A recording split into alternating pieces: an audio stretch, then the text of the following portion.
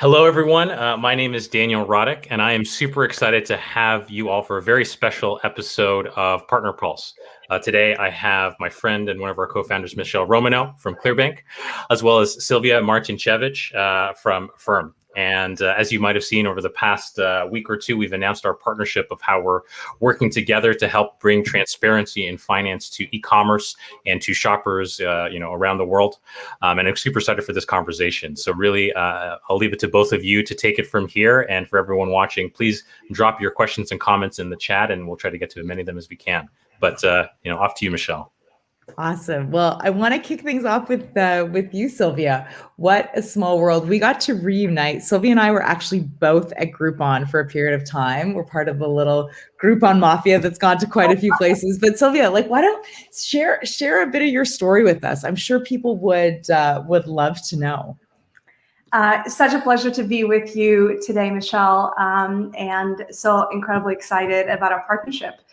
So a little story about me. I am Chief Commercial Officer at Affirm, where I lead our sales, our client success, and our marketing teams, and our partnership teams. I moved to America actually at a very, very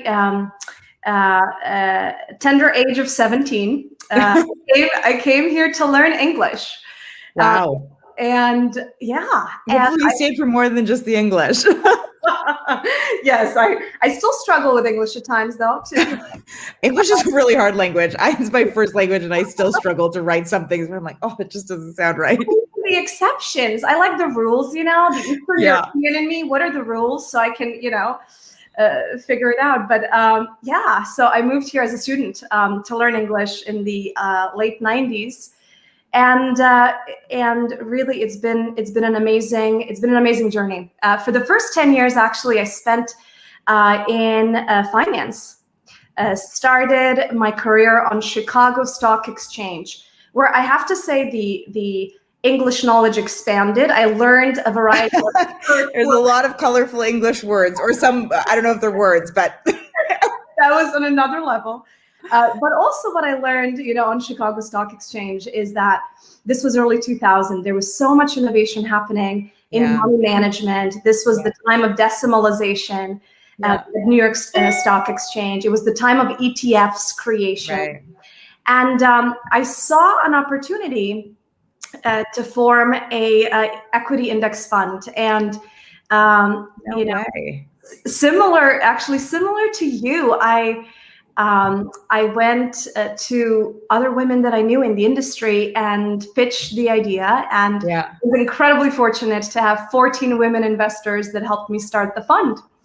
And and it was a wonderful experience. I truly didn't know what I did not know. I was 24 years old, and we built an equity index fund over the next 4 years to over 250 million in assets, and we invested in custom funds where large institutional investors wanted to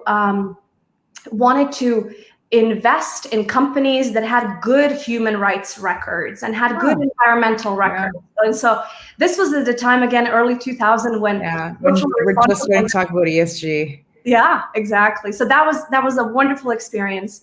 And I spent a decade investing in that space. And then, of course, where our paths crossed was Groupon.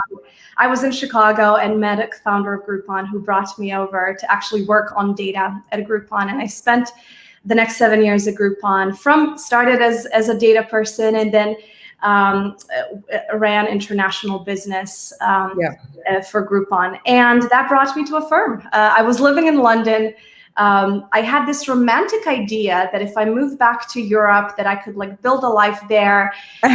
Literally, it took me to go to London, to Europe, to realize how Americanized I am, actually. Right. You were like, I thought I wanted to go back to Europe, but I got there and I actually didn't want to. I missed the American way of, I missed American ingenuity, entrepreneurship, innovation.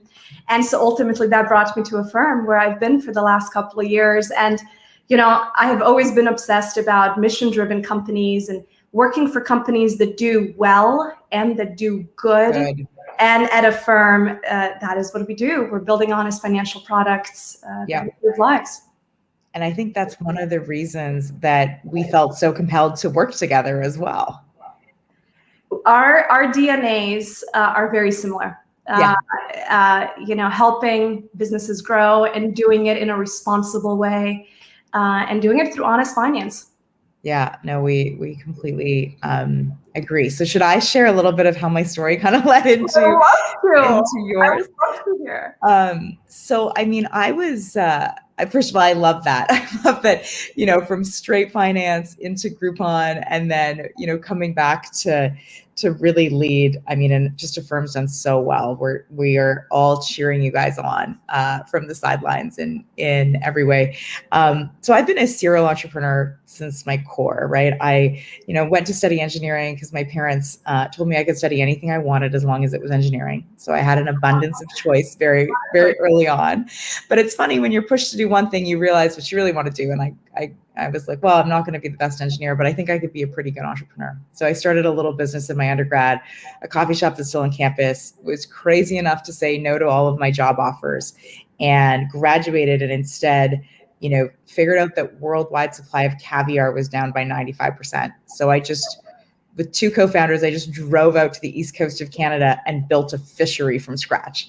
That's everything it sounds like, Silvija. That's like boats, fishermen, my hands knee deep in fish. Like, this was the least glamorous industry for the most glamorous product. Oh my God. And it actually worked. Like, chefs couldn't find it, so we had no problem selling it. The problem was we went into this giant recession in 2008, and there I am at 21 years old selling the world's most unnecessary luxury product. That's like right away to start a career, is like hitting the pavement, but like I'm smacking it. Right? Things are not going very well. I try a bunch of other ideas, nothing work. I end up building an early competitor to Groupon, believe it or not, that was bootstrapped in Canada for 5 years. That company ended up rolling up a bunch of different e-commerce stores, is now public in Canada under Emerge.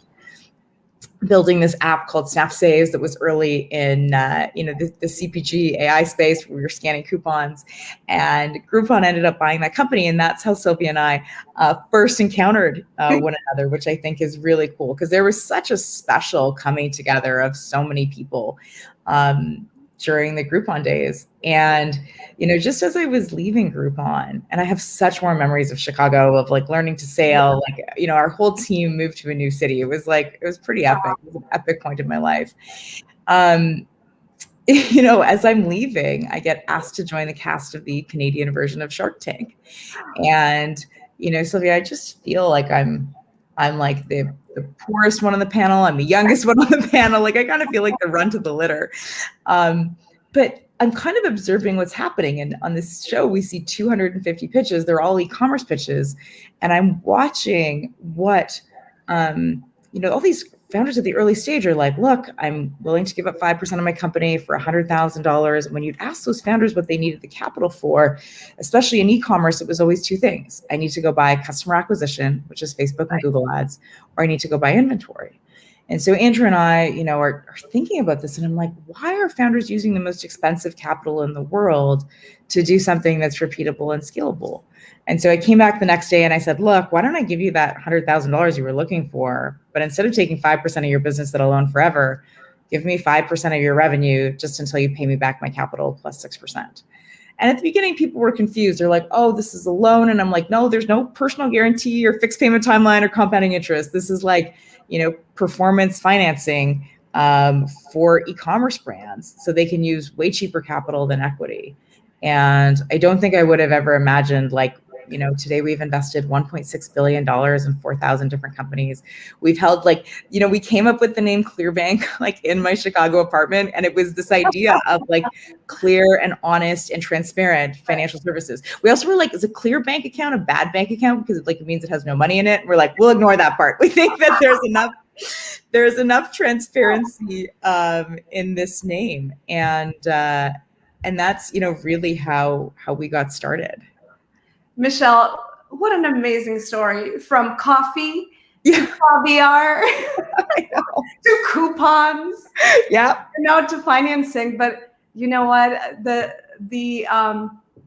repeating themes, I think, in your career has been one of innovation and grit, and it's so incredible, to see your success and to see Clearbanc's success in an area that's so incredibly needed and demanded.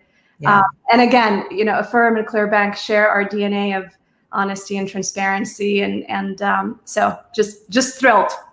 Yeah, no, we are too. I mean, like we've looked up to Affirm for a long time, because I think we are building, like, why don't you talk about that a little bit? Like, I think both of us are building these companies that have way more like fair, transparent financial systems. Like the buy now, pay later space has grown incredibly because of like millennials, because of COVID. Like, you guys are in the driver's seat. Like, how are you seeing this market shape out?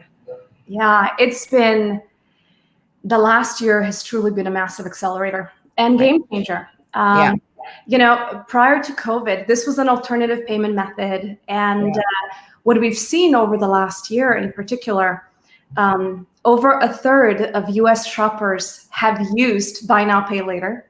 Wow. And, as we've done our research and our surveying coming finishing 2020, what we found is that 54% of the survey respondents said we absolutely will use buy now, pay later solution, and 70+% said if there wasn't buy now, pay later solution, we would not purchase at all, or would delay the purchase. And so, I think we all know, what is wrong with the credit card industry that hasn't really changed much, and the economic model is based on not necessarily helping, but rather, harming. And millennials and Gen Zs are a powerful generation of shoppers that are shopping with intent.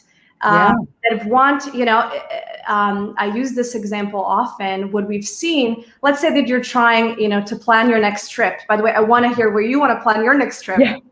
We just announced our partnership with VRBO, but if you are a Gen Z or millennial and you're planning your next trip, having the ability to say, you know what, I'm going to pay for this over 3 months or 6 months or 9 months, and spend responsibly and know exactly what you are going to pay. You are going to add that extra day, or you are going to, you're going to pick a property that maybe has a pool with it. And I think it allows our shoppers to spend responsibly and totally be in control of their finances. Yeah. And it's so aligned with what we believe as well. It's like founders know exactly what they need to grow. And they, the venture capital process has always taken 3 to 6 months. And it's, if you're literally doing things that are repeatable in your business, you should just be using cheaper capital to do that. I love that idea of, I always believe in, like, if you have that extra day, you should take it. I look back, I think we all look back in this year, and I remember going to Bali for a week and a half in 2019, and it was just so amazing. And then I just felt so guilty. I was like leaving the office, and all of 2020, I was like, I'm really happy I took that trip, right? It's like we could lose this all at one moment as well. So I don't know. Do you want to talk a little bit about the partnership and what we're doing together for both of our merchant bases? Yes, I'd love to. Well, first off, to mention, Affirm has truly grown through the partnerships with brands.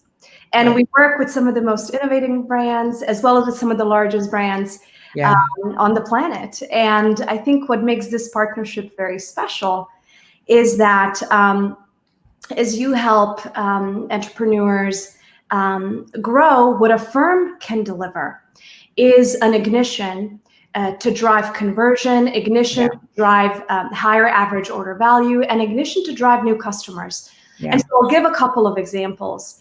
What we've seen when we work with brands is that having that Affirm option there that drives cart size by 85%. Holy smokes. Again, and it's the same, what we just discussed with you're buying all the accessories on Peloton. That cart's going up by 85%. It's like, I need the shoes, the multi-weights, this is that is right. You're buying the couch at a room and board, and you're buying the Tiger tiger print rug. You just are, because it makes sense. So I think there's that aspect where, if you're an e-commerce business, you're constantly you're obsessed about conversion. Yeah, of course. It costs so much money to drive customers to your site. And then you have this Affirm ignition that increases your cart size by 85% plus is massive. Yeah. The other thing that we've seen, and this is an independent study that was done by McKinsey, McKinsey found that providing that financing offer throughout the consumer journey, so not just at the checkout, but also on the product page, when you're still discovering and thinking through whether you're going to buy or not, it increases conversion rates by 2 to 3x. Wow. And and so we're excited to continue to help brands grow conversion and cart size and new customers. Affirm now also, of course, has their app where we can drive new customer acquisition as well. Over 30% of transactions that Affirm does start on our property. That means that's amazing. Our users love Affirm brand, and so they come to our app, they come to our website, and then discover West Elm or discover Peloton or discover Tamara Mellon, and then transact from there. So I think it's a real Affirm. The payment solution is so much more than just that. It's also a marketing accelerator. That's very, very cool. Well, no, I mean, look, certainly we have, 20,000 e-commerce brands on the Clearbanc platform. We want all of them using Affirm because we know, exactly that. I mean, our side of the equation is, can we get that capital for you to be buying more inventory, more ads to be that same ignition, but on the top of the funnel start. And so I think if you think of probably these two things, Clearbanc can help you, open up the top of the funnel. And then when you increase conversion rates at the bottom of the funnel, Affirm, 2 to 3 times.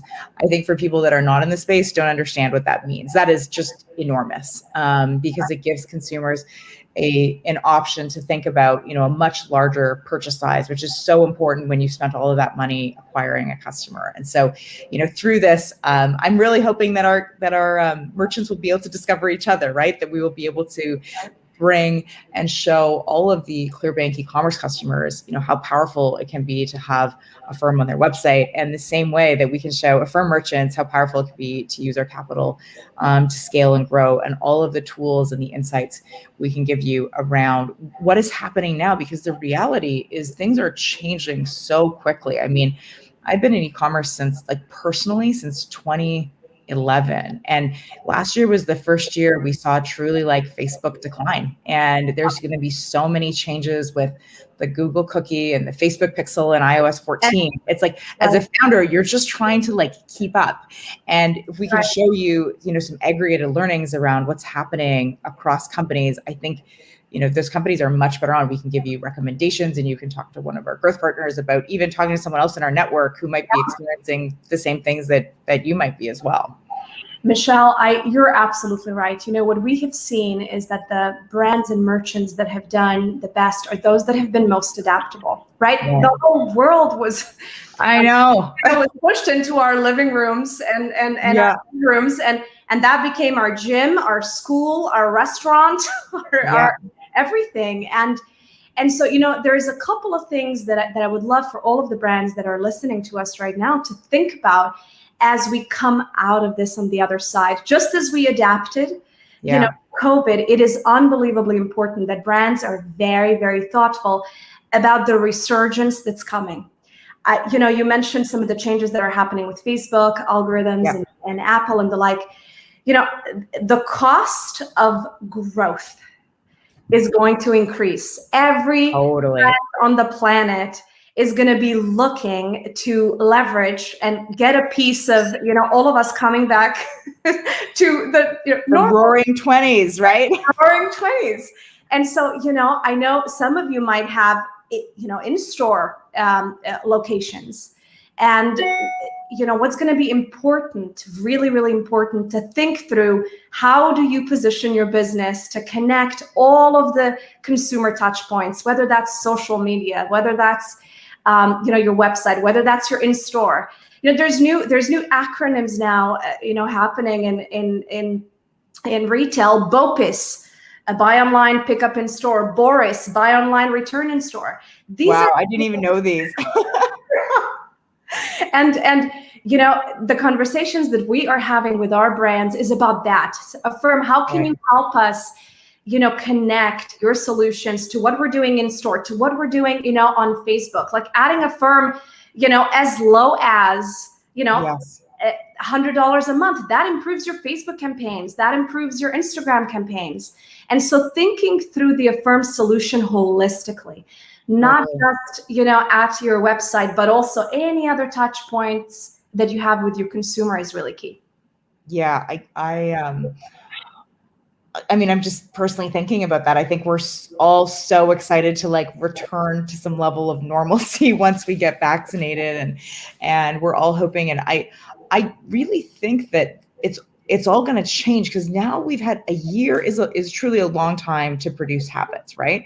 And I think what most people don't realize is the categories that opened up. I mean, people thought it was outrageous to buy more than $10,000 of furniture online without seeing it. And now companies are regularly seeing $50,000, $70,000 basket sizes on that. Like food, that was a huge category that was having a hard time getting penetration. And now people are like, well, of course I order my groceries online. And so those habits are there to stay, but people are going to want this incredible retail experience to touch and feel things. And so it's something that like we're thinking about with our founders as well, is like, how do you leverage this to get the most out of what's going to happen in the next year? Any predictions on what timeline that's going to be? Oh goodness. I'm an optimist. I'm an optimist always. I think, in North America, I think all of us are going to have holidays together. So I'm betting on Q4, on an amazing roaring 20 Q4. How about you? I would love to say that. I mean, we're in Canada, so vaccine rollouts have definitely been slower there. I am so impressed with what's happening in the US on vaccines and just how fast things are starting to return. I mean, I think I saw the like Goldman Sachs interns post that they're going back to office in July, and I was like, oh my gosh, the world might return to normal. What are you gonna miss about working from home? Anything in particular? Any habits formed for you? I think there is something about turning off Zoom and for like a moment everything is silent. And there's something actually nice about that, because when you're in an office, it's like you're being shuttled from one place and you're like, I literally felt like I was like sprinting between meeting rooms, right? And like, there is something about having a couple of minutes with your own thoughts to do that. That also has a negative side. Sometimes your own thoughts are terrible and you have 80 thoughts a minute and none of them are really that productive, and you'd rather just like stay on track and stop worrying about things. We've all been there. I mean, it's like an executive is just, you're just trying to make sure you don't sink today some days, right? So I don't know, what do you think? What are you going to miss the most? And what have you liked? Yeah, actually what I liked is similar to you. I think this year helped me, I think, to just slow down a little bit. Yeah. And sometimes you need to slow down to go fast. Yeah. And so I think, from that perspective, I love that. What I'm going to miss, I think, is everyday lunch with my family. I have a 7 and 5-year-olds who, it doesn't matter what I'm doing. There is a lunchtime date at 12. And so that's been wonderful. Oh, I love that. And like a whole year together, as you've been able to see what they're learning and what you can help them with, I'm sure. It's been really fun. Navigating COVID with second grader and a kindergartner. Yeah. I didn't know that they could have kindergartners on Zoom, but it's a thing. It's a thing. Is it working? Or like, I feel like when I was in kindergarten, I just wanted to like run around all day. I was like, the thought of being behind a screen was like not my jam. No, I entered my daughter's room one day during the Zoom school, and she was in her little tent playing with dolls. So Zoom school is happening. I don't know. I actually think play is an amazing form of learning. and I think, that's probably the right thing that's happening. Anyway, Dan, is there any questions or comments you want us to cover? As we're going through this, I want to make sure that Silvija and I can cover anything that we might have not already talked about before. And I think really it just be, to the question you started at the beginning, Silvija, it would be helpful to know, what are you, both most excited about for the rest of the year, as it relates to our partnership, as it relates to your personal and professional lives. I think that would be a great place to end us off. Sounds great. Michele, would you like to go first? Sure. I think this, times like this are really hard because a lot of things shift very quickly. But I mean, I don't think that I thought in my lifetime I would see like the first economies that were going to have 50% e-commerce at all. I thought that was still, 20, 30 years away. I think we're going to see that in the next 10 years in China, which will probably be the first economy to do that. I think people have changed their habits. And so now when they look for in-store experiences, it's going to be in some ways so much more magical because it's going to be all about discovery and touching and feeling things when that's safe to do so. And then we have built and upscaled these giant, fulfillment and payment networks that make it so easy for us to, fund our customers. And I think people are, as Silvija said, going to have to get more creative with how they find their consumers today. And I think about, there was like that point where like every year a Super Bowl ad got more and more and more and more expensive. And then suddenly it was like, okay, we just like switched a bunch of eyeballs to the internet. And now we're going to see that same rise and a lot of changes with targeting. But I'm just generally very excited about the year. I'm very excited to hug people again, probably more than anything. How about you, Silvija? Michele and I have a lot in common. I'm a hugger by nature too. So yeah, looking forward to that. But I'm also, I'm similar to Michele, excited about the change that's coming. I don't think any of us could predict how, resurgence will yet again shift consumer behavior. And as a result, the brands are going to have to evolve as well. Yeah. I think one thing that I'm especially excited, we are seeing that shoppers are changing their habits. They are voting with their wallets. And so I'm excited for companies like Clearbanc and Affirm to continue to grow in a really thoughtful and responsible way, and to fuel entrepreneurs and to help build a more honest and transparent financial system. Amazing. Well, that's why we're all here. So thank you both for taking the time to chat. Maybe next time we'll have our mutual friend Raj join us on the next live stream. We all share a fun connection with him. So leave that as a cliffhanger for everyone else, and a message to you, Raj, if you're watching, to join us next time. So for everyone who tuned in to this week's Partner Pulse, thank you so much. Silvija and Michele, thank you both. And we're excited for what the rest of 2021 will bring. So hope you